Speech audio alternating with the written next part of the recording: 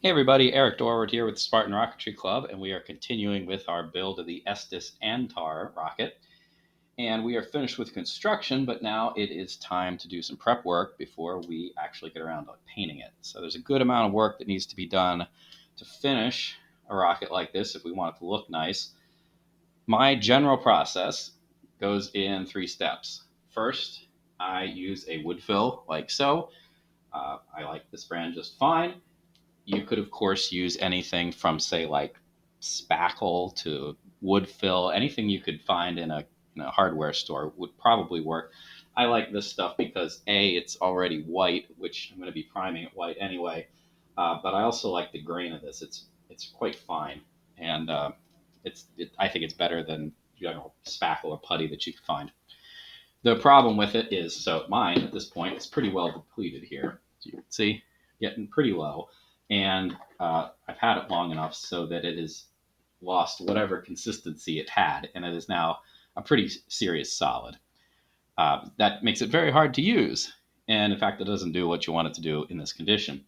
Even if it were a brand new jar, I would still be diluting it ever so slightly with water.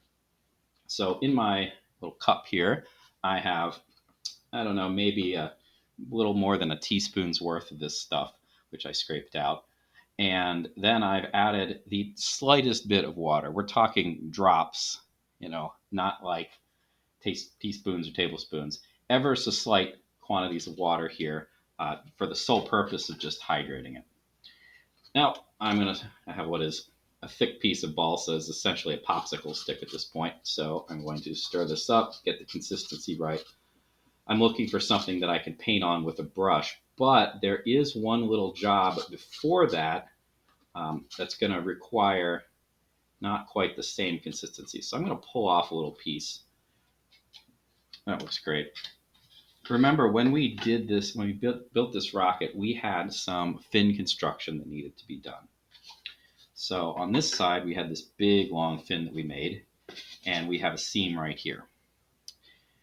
Under normal circumstances, I would take a very thick, not paintable amount of this putty. So I would be using my hands to do this and put it into this seam right here between the two pieces.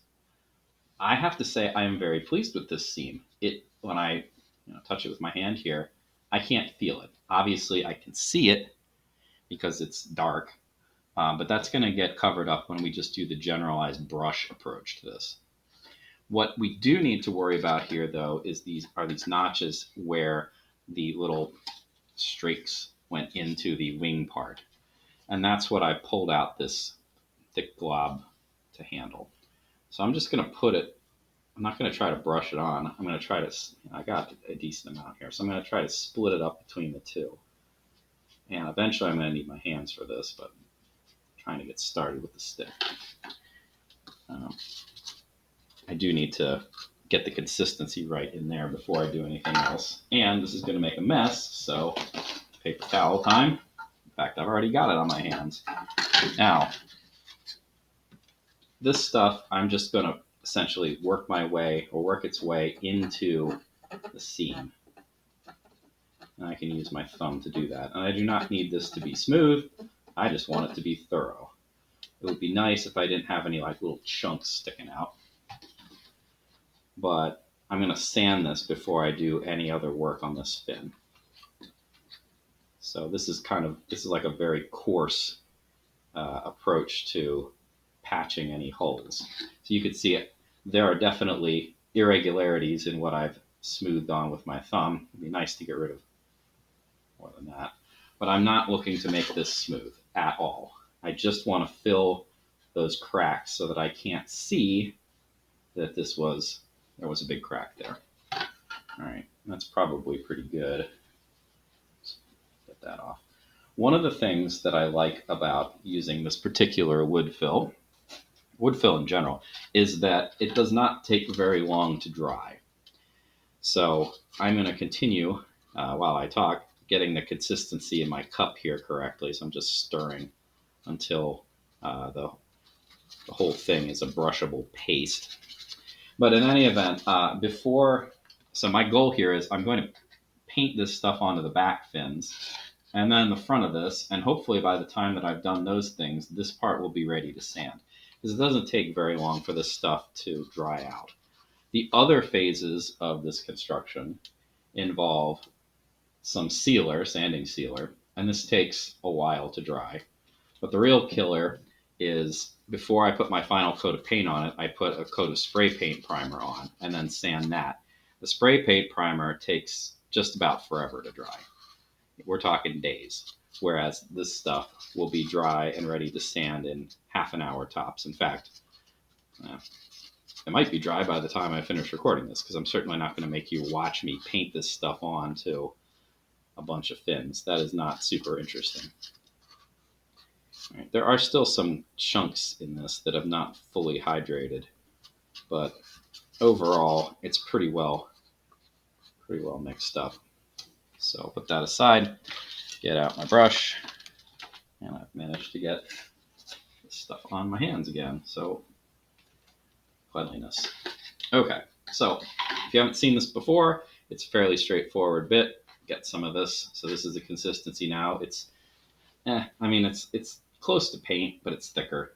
So in any event, I'm going to brush this stuff on. There are probably going to still be some chunks here and there, and that's okay. Not a big concern. What I do want to do is, when I initially put this stuff on, I usually get some seams, some obvious brush strokes. So I'm going to try to get rid of them as much as possible. And I've also painted the body tube somewhat accidentally. That kind of happens. But that's not really a problem either. If you are looking to do a particularly nice job, you could use this stuff on the body tube as well, especially where the spiral is. And it does a pretty good job of filling in the spiral, and then you can just sand down the spiral part of the body tube. One thing that you do need to be aware of when doing this is if your end of the brush stroke goes up to the edge of the fin that you've already rounded, it's going to mess up your fin, mess up the rounding. I find that to be somewhat unavoidable.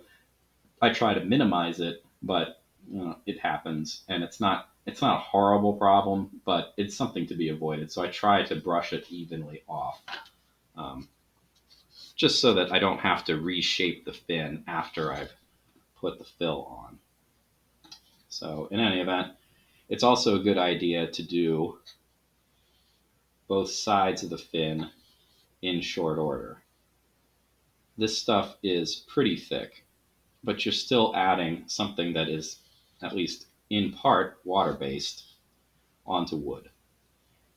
This is a pretty thick piece of balsa, but if you were using a thin piece of balsa, for instance, or any kind of wood really, for instance, the cluster rocket that we built, the Trident, when I did this, it really, really, really wanted to warp the fin because the fin was pretty thin.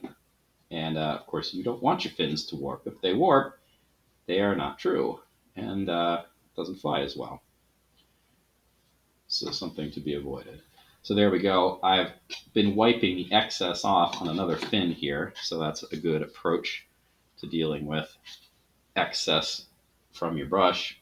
And yeah, so I will need to go over this part since I didn't really do a particularly thorough job when I was getting rid of the excess. Hopefully, so I've got the joint right here, hopefully this layer itself, just not the thick stuff I put on here, but just like painting this on will be enough to take care of the seam caused by the joint that we made in this fin. This actually is quite a bit of wood, so I suspect that the amount of this filler that I prepared is probably not going to be enough to do the whole rocket. Certainly not the big wing fins. So I suspect what I will end up doing is probably I will use up all this on the fins at the back. Then I can let that dry. And then I can sand off these two spots and then work on the whole fin, the whole wing fin. So this is probably the least annoying part of the whole finishing process, at least in my opinion. It's kind of annoying to get the consistency right for the wood fill. And I wish I could tell you, precisely how much water I use, but I do eyeball it, and even the amount of water that I've been using has changed over time because the wood fill itself has dried out in my container over time. So it needs more and more water to get the consistency that is necessary for the job. All right, so I have a couple blobs here, it's worth noting, that didn't quite get stirred up thoroughly when I was putting this stuff together. So I really do want to remove them. I've been using this plastic spoon, to get the fill out in the first place. It should be a good tool here to scrape off these really globby bits. So I really don't want to have to sand big globs.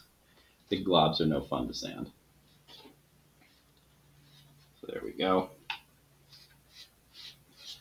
And again, I'm not purposefully trying to put the fill on the tube. It's just kind of a fact of life here.